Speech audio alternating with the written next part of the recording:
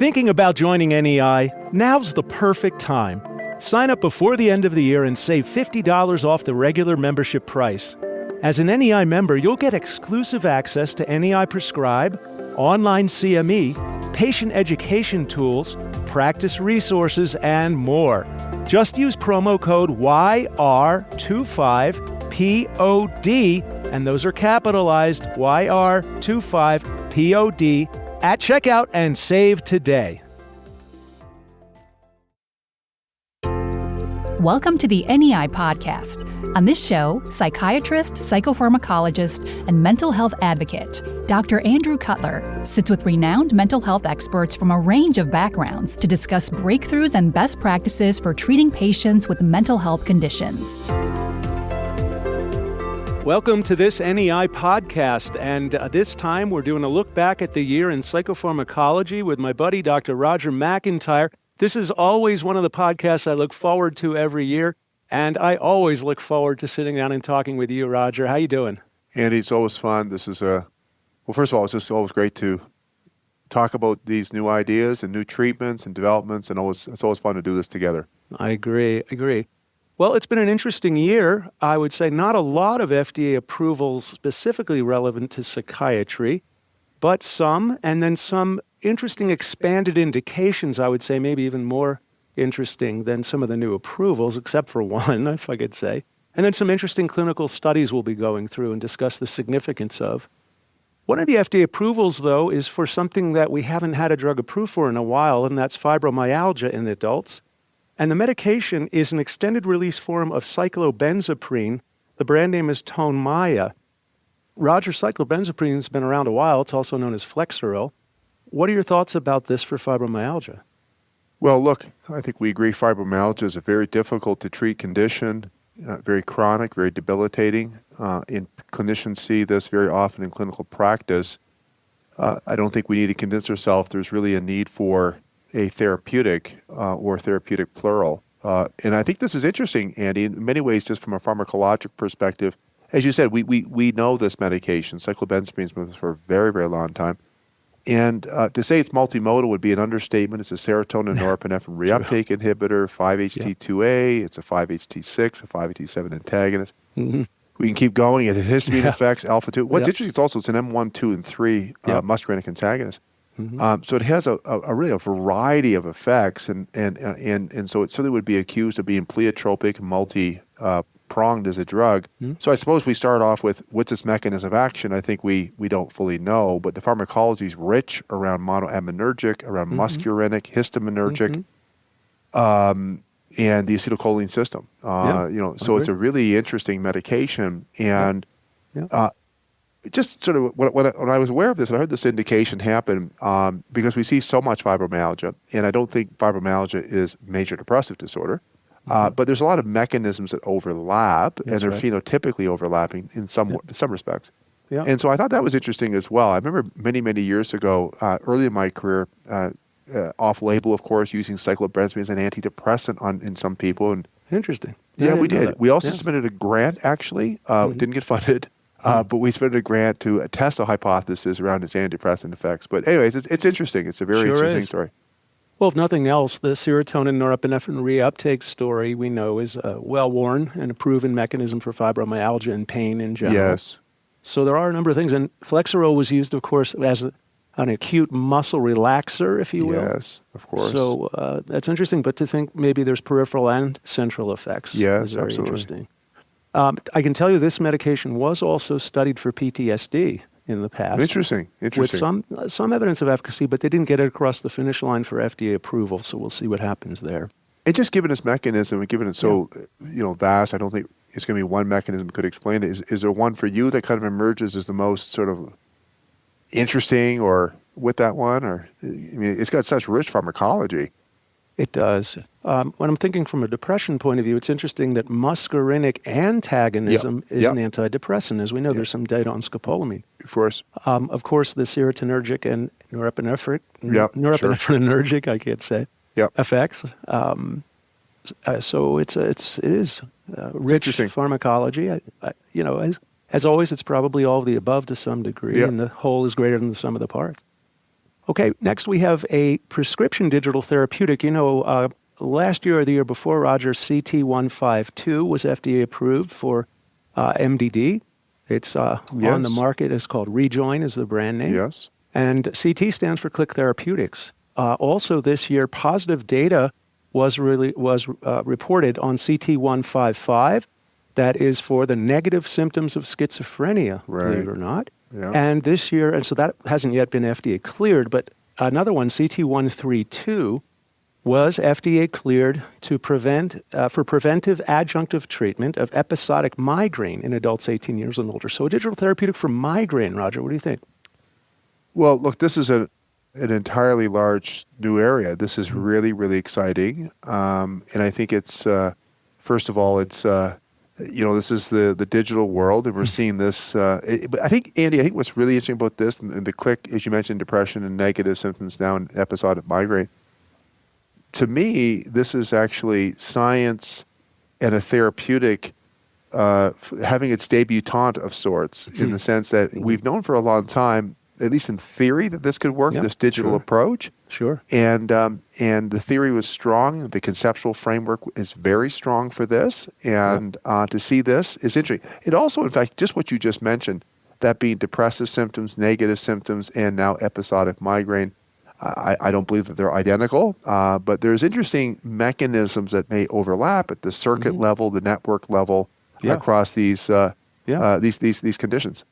Yeah, there's actually a number of digital therapeutics FDA cleared for a whole variety of conditions, and we've had several talks at the NEI meetings about this. We've got some cleared for PTSD, for insomnia, for instance, for various anxiety disorders, for depression.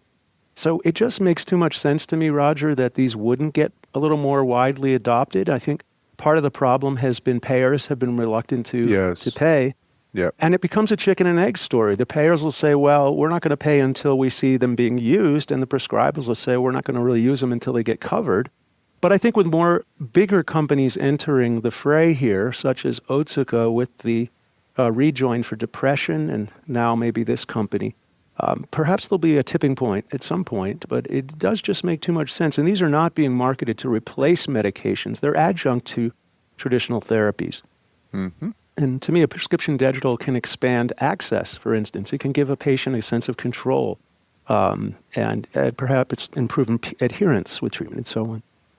Okay, very interesting. One of these old wine in a new bottle things. This is a combination treatment of meloxicam, an older NSAID, non-steroidal, with rizatriptan, which is a triptan. The brand name is Symbravo, and this is for acute treatment of migraine with or without aura in adults. So, of course, migraine being a huge problem, Roger, we need more treatment options.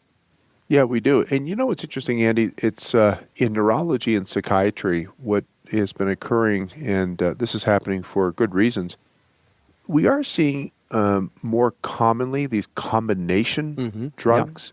Yeah. And the way we can think about this, it could be a pharmacodynamic combination. It could be a pharmacokinetic combination. Right. Exactly. And there's different ways that you can develop a new therapeutic. One is you can invent one de novo. The second way is you can sort of repurpose what's on the shelf. And third, you can kind of mix and match, of course, with a sort of a complementarity to the pharmacology, either dynamically and or kinetically. Yeah. And there's so many options, dextromethorphan, bupropion, of course. You've got olanzapine, samidorphan combination, naltrexone, bupropion. There's so many like this now. That's right. Of course, xanomeline and trospium. That's right. And now you have this combination. So I think just philosophically, we're seeing more of this, and I suspect that in psychiatry and neurology, we're going to see more of this. I agree. And this is happening in other areas too. Like, for example, everyone knows GLP, GIP is Mounjaro, Zepbound type drugs. Right. And so there's really, I think this has been informed by better knowledge of the disease states and mechanisms, and saying, hey, listen, can we put this together? Just like putting together your wardrobe using different accessories, can you bring it together in a way that's very complementary? And that's what I think is going on here more and more. I completely agree. And I call this fun with pharmacology, because I think the way you framed it is perfectly right. It's one and or the other. It's a pharmacokinetic interactions, pharmacokinetic play. such as dextromethorphan bupropion, you mentioned, which is bupropion is there mostly to inhibit the metabolism of dextromethorphan. Or it's a pharmacodynamic play where you're taking advantage of complementary mechanisms, and I suspect this is more the latter. But it's interesting that this is from Axsome, the same company that has the dextromethorphan bupropion combination. This is a company that seems to find things that others don't see. It's kind of interesting. The CEO, who's a physician, is really, really sharp about these kind of things. It's almost like a matchmaker type company. He's a matchmaker, so well said. Yeah. But I do like the idea here of fun with pharmacology, old wine in a new bottle, however you want to say it. That is more convenient and maybe in some ways more effective for some people. Now, of course, Alzheimer's disease, as we know, huge problem. Lots of money being thrown at it. There have been a lot of disappointments in trying to develop therapeutics for it, particularly disease modifying. But an area that we are making some headway is in the diagnosis of Alzheimer's. And this year we had a blood test. The first blood test to diagnose Alzheimer's was cleared. The brand name is Lumipulse, and it is complicated. It's a GP-tau 217, beta amyloid 1 through 42 plasma ratio. So it's the plasma ratio of tau and beta amyloid, basically, for early detection of amyloid plaques associated with Alzheimer's in adult patients age 55 and older with some signs and symptoms of Alzheimer's. Roger, what are your thoughts here? Well, this is yet another example so well instantiated. Here we have this hypothesis, which is still debated, but this hypothesis nonetheless that somehow phosphorylated tau and or amyloid is relevant to the pathogenesis of Alzheimer's disease. And, this debate keeps going. Is it a cause or consequence or both? But that aside for a moment, it's been part of this narrative for so long. And to have this test is, of course, is conceptually interesting. I think secondly is that the opportunity to have a biomarker to provide early detection serves many positive purposes, one of which we do have so-called disease-modifying therapeutics that are MRI monitored and so on. With these sort of amyloid busters, as we call them, the anti-amyloids. That's right. So it's sort of interesting because, I think everyone agrees that the earlier you can intervene, the better for the patient. I suppose it also, Andy, raises additional questions, I suppose, of course, along with the usual, the access and the availability of it and so on.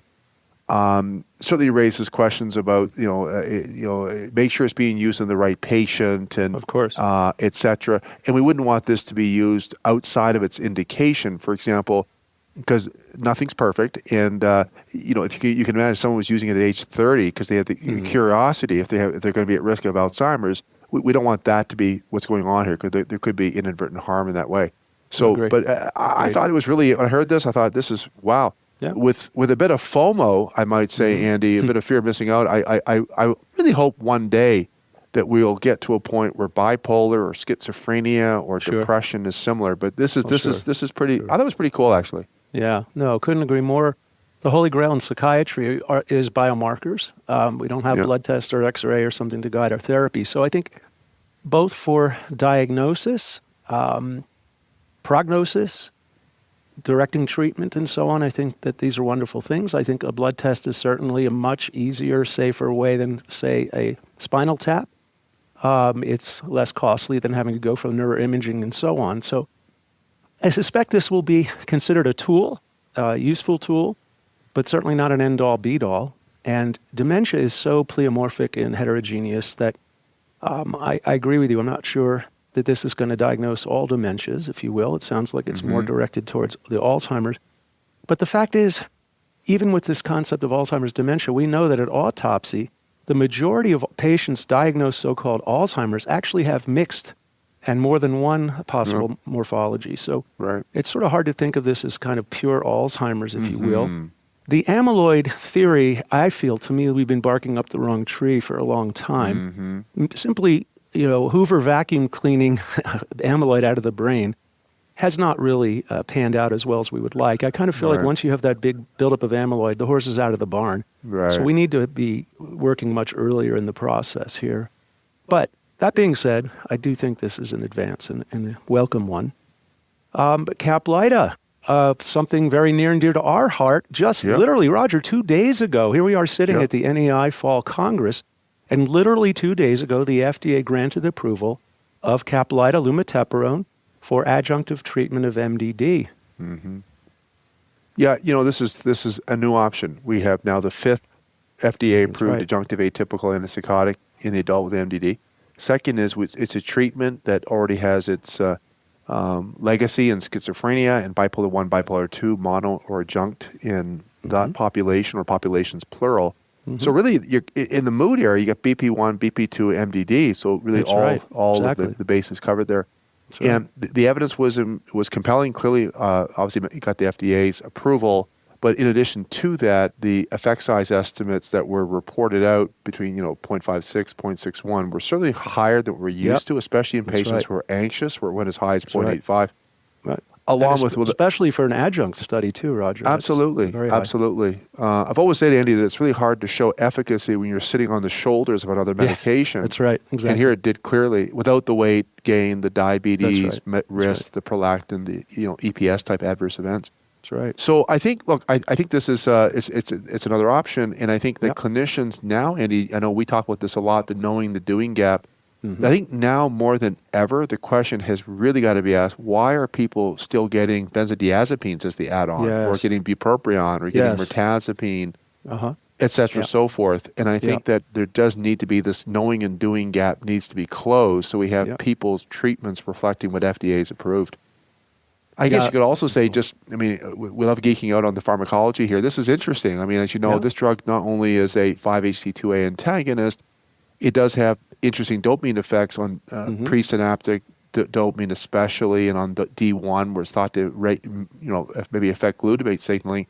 And as you know, Andy, just recently the FDA sort of has revised, so to speak, the pharmacology section. That's right. The 12.2 section of the PI package insert to now call this a partial agonist.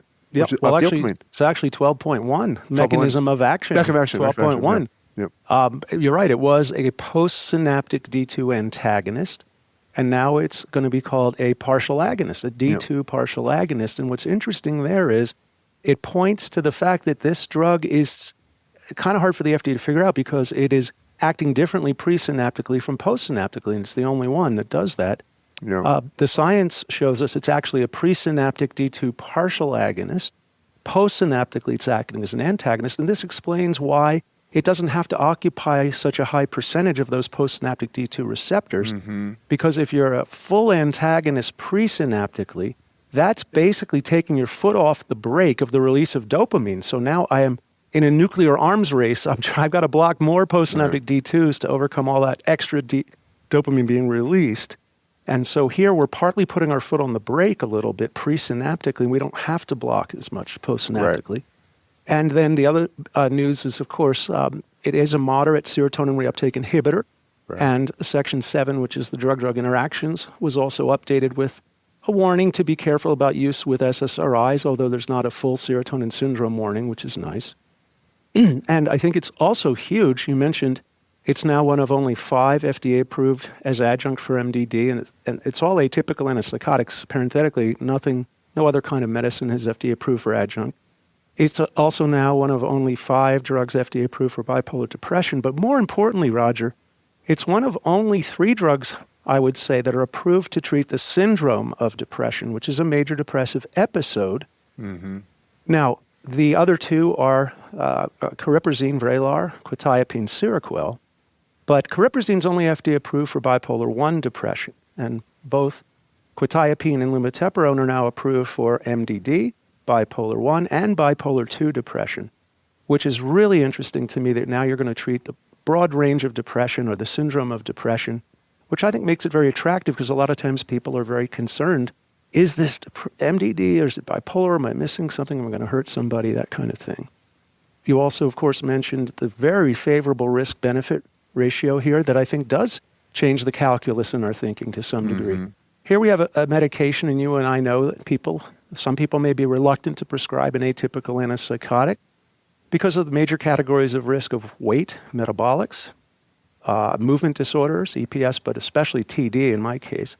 And prolactin and Caplyta appears to be very favorable, almost the placebo level, if nothing else, with all of those areas. So it really does change our thinking. We have really strong efficacy, as you said, with very favorable long-term safety profile. So I think this is kind of a big deal. Mm-hmm. Agreed. All right, let's move forward. Now, here are some interesting expanded indications. Roger, people know S-ketamine, the brand name is Spravato, was originally approved as an adjunct to an ongoing oral antidepressant for TRD, treatment-resistant depression, but it has just gotten approval as monotherapy. You don't have to add it to an ongoing oral antidepressant, which, Roger, always made sense to me because the original ketamine trials were monotherapy. And I think what this does is it adds a lot of flexibility and offers this as an option perhaps to more patients, maybe some who would say, look, I was taking that oral antidepressant, wasn't working, I don't want to keep taking that. Or somebody who, let's say you start adjunctively and then you can stop the oral antidepressant. What do you think? Yeah, I think it's really an important indication / study, set of studies to have now, because as you put it, Andy, very nicely, that it's a question that's raised. Why am I continuing on the inadequate SSRI, Exactly. SNRI? What's the point of this? And I think that, I think in part this initially was, the way it was designed initially was the adjunctive trials, didn't want to leave people on nothing. And they got antidepressant plus placebo, antidepressant plus esketamine. But I think that, as you said, we already know for IV racemic ketamine that it's effective as monotherapy. And I think in many ways, this probably just sort of reflects what a lot of clinicians are already doing. So I think you're right. It makes good sense. Yeah. And this is, I think it's reflecting real world practice. So really great to see this come out. Yeah, I kind of have to laugh, Alan, because you're exactly right. I think I told the company this, as a matter of fact. I think we now are giving people permission to do what they were already doing or to get covered, more importantly, payer-wise. Exactly. Okay. I want to talk here, interesting topic I know near and dear to both of us, is the use of long-acting injectables for bipolar disorder. Yeah. And Roger, I was involved in the very first trial of the first LAI. It was risperidone microspheres, intramuscular. It was unfortunately a 2-week injection cycle. We now have much longer ones. But I was involved in that study for bipolar, and I thought, how in the world am I going to get bipolar patients to agree to this? Roger, do you know I was shocked how easy it was to recruit for that study, because if I offered it to them in the right way, and we talked about convenience and things like that, I was surprised, and it got me thinking, my God, if you don't offer this, if you don't even offer it, someone's not going to go for it. And it almost seems irresponsible when we have a number of different treatment modalities to not offer them. We shouldn't be making the decision for the patient, if you will. But what I'm leading up to now is we have what I would consider to be a better version of a risperidone LAI. This is called Uzedy, is the brand name. And what's nice about this is, number one, it's subcutaneous rather than deep IM. Number two, the dosing intervals are either every 1 month or every 2-month injection, and they just got FDA approved for maintenance treatment of bipolar I disorder. Take it away, Roger. I love the way you set that up, Andy. I think this is, we know that people with bipolar I disorder benefit from this type of medicine. Secondly, we know, just to your point, I also was trained at a time when long-acting injectables were for people with very late-stage, tertiary, chronic schizophrenia, often with lack of insight or less than optimal insight, etc., so forth. Non-adherence is a problem, and cognition is a problem. And that's not to say that person is not still eligible, but what I learned is what you got at, and that is that when we started introducing the option of LAIs anywhere in the patient's journey, right from the first diagnosis, we bring it up, and we bring it up for younger people, middle age, doesn't matter. And I was really quite taken aback by how many patients decided not to take treatment daily, prefer to make it a choice once a month, once every 2 months, etc. So I agree with you, and the data, as you made mention of, the active pharmaceutical ingredient with being risperidone here has already shown maintenance efficacy going way, way back. So it's another option. It's another option for our patients. So it sounds like you've had the same experience I did, which is patients would accept it if offered. We're not saying this is for everybody, right? But certainly can be a nice option for some people. And as more LAIs become available, for instance, there is a subcutaneous olanzapine LAI in development. There is a cariprazine LAI in development. Right. So we may be seeing more LAIs for mood disorders, which I would welcome. All right. We have to talk about TMS. There's a couple different TMS approvals or expanded indications here. So 2 different TMS systems got expanded clearance to be used in adolescents for adjunctive treatment of MDD. The first is MagStim Horizon, and the second is Apollo TMS therapy. Roger, we have 2 few treatments studied and approved for mood disorders in adolescents. I suspect you would welcome this development. Oh, I welcome it in ways that are very, very meaningful. I agree. Adolescent depression, we don't need to convince ourselves how difficult this is and the effect this has on the lived experience, the family, etc. And look, there's an appetite for non-pharmacologic treatments for a host of reasons. And this is an option. This is interesting because this is also related conceptually to a mechanistic understanding of the pathophysiology of depression, and that led to the whole TMS discovery and application in depression broadly. Right. But I think this is fantastic. I suspect also that for parents and families, there's a certain level of appeal of this. Absolutely. I think. So there's a sort of an end user acceptability. I think that's really important here. Yeah. And so great to see this. And I think that people who have a family member who's an adolescent with depression would be delighted to hear more about this. Yeah. That's my take, and I think it's great. Yeah, I agree with you. I mean, you potentially obviate the risks of an antidepressant, of a chemical, if you will. Okay, now expanded clearance for a different TMS system, and this is for an accelerated treatment protocol, in other words, faster protocol, and it's for deep TMS from a company called BrainsWay. And this is for depressive episodes and anxiety symptoms, Roger, importantly, in patients with MDD. The previous protocol had 4 weeks of daily treatments plus follow-up visits, which is a lot of time commitment. The new protocol is an acute phase of just 6 treatment days and then follow-up visits. So it sounds like it's very much more convenient for patients. It is, and the accelerated protocol is interesting conceptually. It also, of course, is aligned, and we want patients to be better as soon as possible.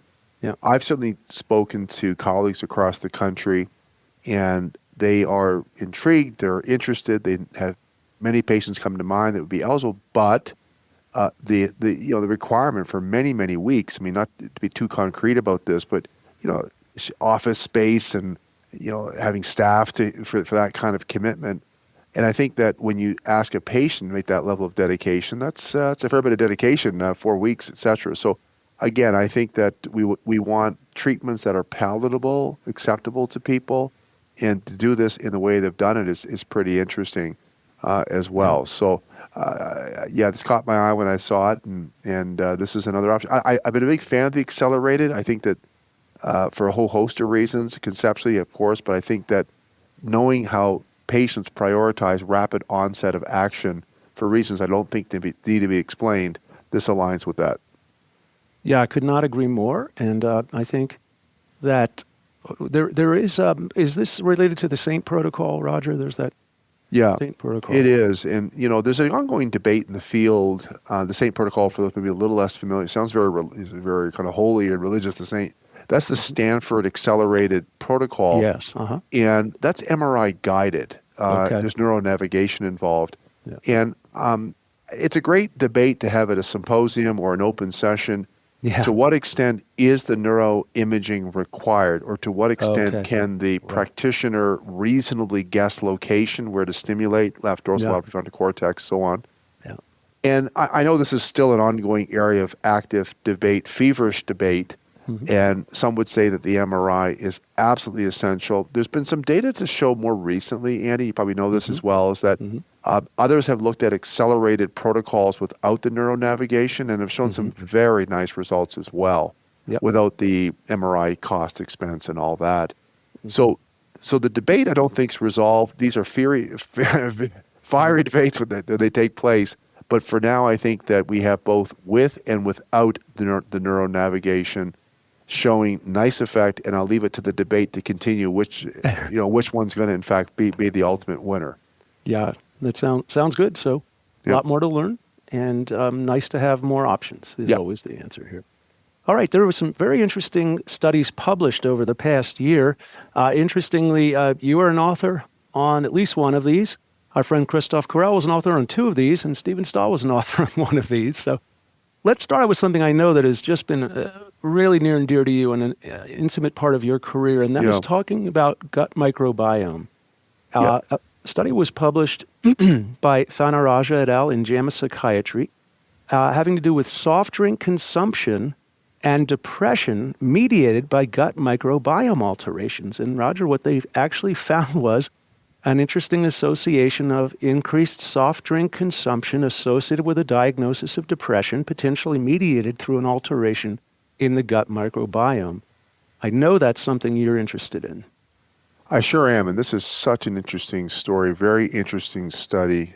Microbiome and its alteration now being implicated as a piece in the jigsaw puzzle, the pathogenesis of depression jigsaw puzzle. I don't think it's the only piece of the puzzle. It may be part of the puzzle. And research has shown there's been many different methodologic approaches, as you know, Andy, to this, that when there is change in the microbial diversity, that could be linked to some unfavorable health outcome, whether it be obesity, diabetes, heart disease, depression, of course, focusing on depression. But these authors went one step further. They're trying to figure out what is the link between soft drink consumption and depression. And that's a separate body of literature, trying to find who's the conspirator that's bridging this link. And they looked at the gut biome, very large study, big sample, bottom line, Agarthella. Agarthella is a bacteria, gram-negative, and they found that in the women, but not the men, in the women who drank excessive, they drank soft drink, but there was a relationship between drinking the soft drink. I should emphasize this is not the diet soft drink. This is the soft drink, and an increase in the presence of Agarthella. And this Agarthella bacteria has already been shown to be highly pro-inflammatory. And the authors argued that when you drink soft drink, glucose-containing soft drink, that increases Agarthella, pro-inflammatory, gram-negative, that then leads to inflammation. That leads to the depression phenotype. I don't think the authors assume that's the only story. I don't. Right. We actually, interesting, and we just wrote a letter to the editor, and it's going to be published soon. I love the study so much. I was really curious when I read it. What's the effect on insulin? What's the effect on metabolism? Because this gram-negative also affects insulin signaling. They're not mutually exclusive. Interesting. So I wondered whether, in addition to being pro-inflammatory, this soft drink consumption also could cause insulin dysregulation. So that's going to be impressed real soon. No, I think it's great. And of course, another variable, of course, would be association versus causation. Are we identifying a group of people who are more prone to depression, who are drinking more soft drinks and so on? You understand. Okay. Next is an article you're an author on with Dr. Stahl, and that's one of the pivotal trials that got lumateperone FDA approved. This is lumateperone as adjunctive therapy in patients with MDD, randomized double-blind phase 3 trial, published in JClin Psych, very prominent journal. We already talked a little bit about this, but Roger, what else would you like to add for maybe this one particularly? Yeah, and it was pleased to be part of this. This is really better known as Study 501. That sort of doesn't mean much to people, but it was one of the first studies done. And this was a study that had an effect size readout in reducing the MADRS scale scores, Andy, 0.61. It was a very significant you effect. have to stop and emphasize that, Roger. That's quite impressive. As a clinical trialist for 30 years, I'm thrilled if I see an effect size on a depression study, mono or adjunct, about 0.3, 0.4, I'd be thrilled. Adjunct, usually you're lucky if you get 0.3, 0.4. And so this is 0.6. Now, am I saying it's better than any other medication from an efficacy point of view? Can't say that. But I can say I'm really impressed with these data. I was too. And Andy, as you know, there was an effort to also look at what's the effect size in those who are anxious. Yes, right. And the effect size in the full sample was 0.61. But when you look at the anxious patients, it leapfrogged up to 0.85. And that's just unheard of, Roger. Yeah, I mean, we don't hear that in the business. We've been in this for a long time. Yeah. And the effect was relatively rapid. It happened, within the very first post-baseline visit. And also, we have improvement on many secondary measures like anxiety, but and CGI. Yeah. But I think at the end of the day, look, we want treatments. I think let's just call it what it is. Antipsychotic still scares people. Yeah. And I think that understandably, people have said, look, my patient doesn't want to gain weight. They don't want diabetes and dyslipidemia. They don't want to have prolactin. They don't want to have akathisia, etc. So taken together, we agree. No one wants that. And this didn't have any of that.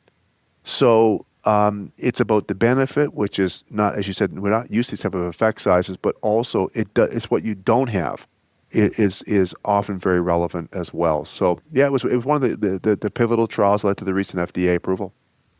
Yeah, and of course we know that the subtype of depression with anxiety is harder to treat, less responsive to monotherapy with traditional antidepressants and so on. So that's also an important finding.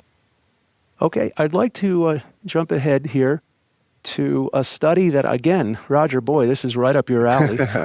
Once weekly semaglutide in adults with alcohol use disorder, randomized clinical trial, published also in JAMA Psychiatry 2025. But if I could, let me tee it up for you a little bit, Roger.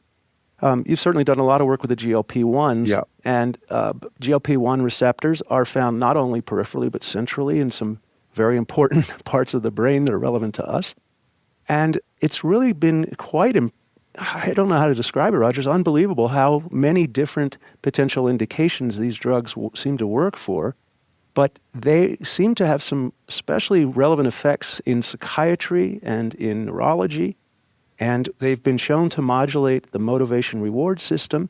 There is already evidence here for alcohol. There's nicotine. There's opioid use.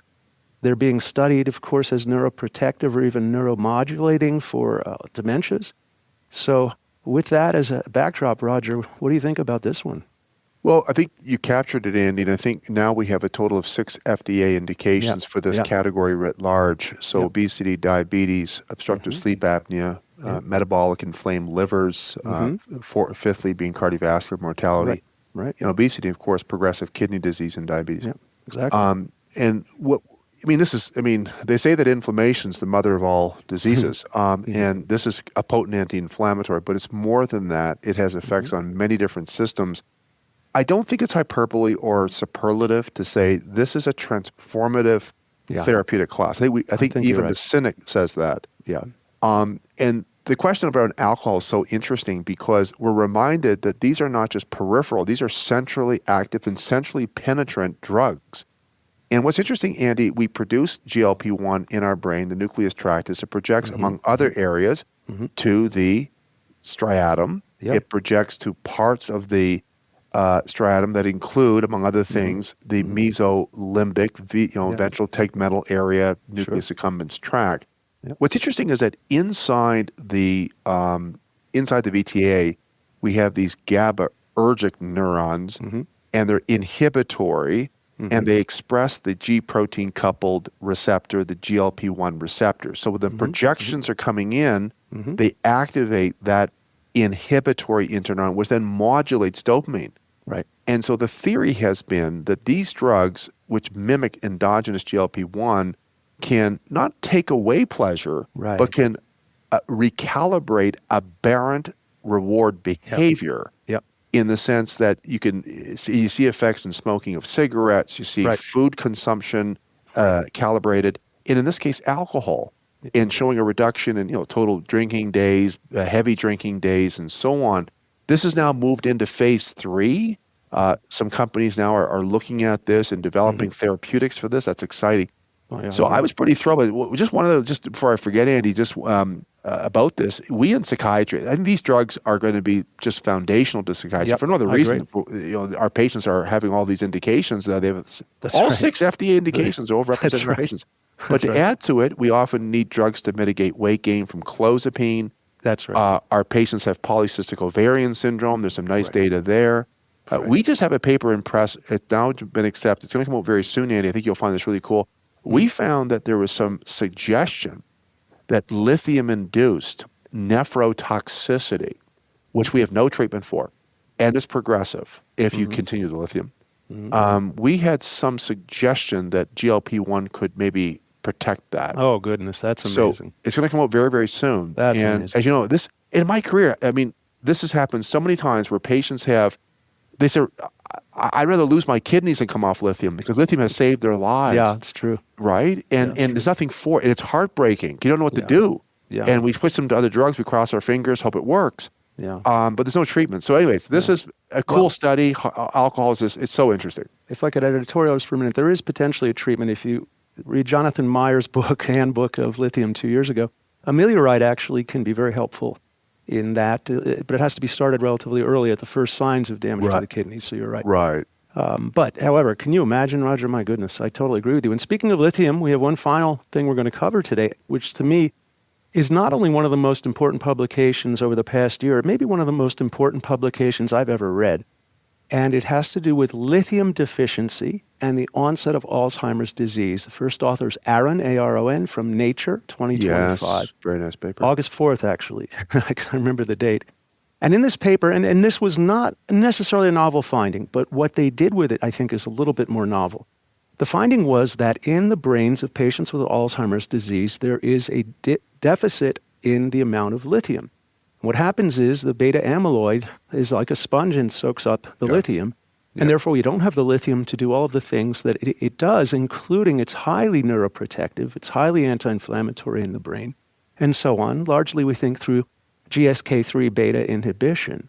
But they took it a step further, Roger. They said, all right, let's use lithium in mouse models of dementia and see what happens. And they did something else. They looked at lithium carbonate and lithium citrate, the preparations we prescribe, versus lithium orotate, which is available over the counter. And they found that the lithium orotate in particular not only prevent ongoing or further progression, but actually reversed some of the damage in the brains of these mice. And they found in particular lithium orotate seemed to get into the brain better. And there's probably about a 10 times higher concentration inside the brain for lithium orotate versus the two forms of lithium. So, Roger, I think this is really furthering our rediscovery of the value of lithium, not only for mood disorders, but potentially for treatment of dementias and maybe other neurodegenerative disorders. What do you think? This is just an incredible study. I agree. So, for geeks like you and I, this is feast. This is Thanksgiving come early. This is really, as you said, we've kind of known about the notion for a while. But the way they did it, looking at not just animal models, but looking at postmortem brain and showing this lithium level. Again, just so everyone's clear, these are not people with bipolar disorder who are taking lithium. That's right. This is looking at lithium in the normal human brain, which is normal. We have a certain amount of trace lithium in our brain. That's right. And people who had mild cognitive impairment or AD had less of it. Yeah. And it's so interesting. So I guess it really then begs the question then, going forward, what should someone be really evaluating lithium type therapeutics? I mean, as you know, there's data from Brazil to show that you can slow the progression of MCI to AD with lithium. Right. It's accompanied by biomarker sort of alignment, if you will. That's right. So, I mean, this is pretty compelling evidence, and someone has to do a very large study now to really evaluate this. Right? That's right. Yeah.